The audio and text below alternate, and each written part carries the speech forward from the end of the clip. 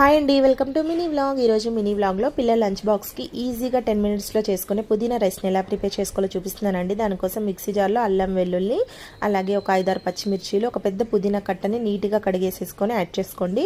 కొద్దిగా ఉప్పు, కొంచెం నీళ్లు వేసుకొని మెత్తగా గ్రైండ్ చేసుకొని పక్కన ఉంచుకోండి. ఇప్పుడు స్టవ్ మీద కడాయి పెట్టుకొని ఆయిల్ వేసుకోండి. ఒక టేబుల్ స్పూన్ పల్లీలను దోరగా ఫ్రై చేసుకొని ఒక బౌల్లోకి తీసుకొని పక్కన ఉంచుకోండి.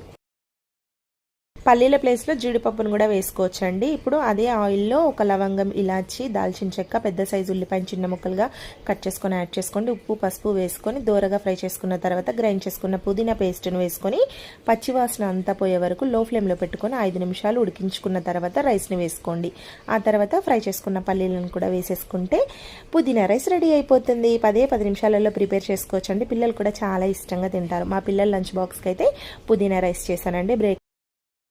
బ్రేక్ఫాస్ట్కి అయితే ఇప్పి చేశానండి. స్నాక్స్కి అయితే వాటర్ మిలన్ అలాగే కారపూస ఉంది పెట్టాను. ఈ వీడియో నచ్చితే లైక్ చేయండి.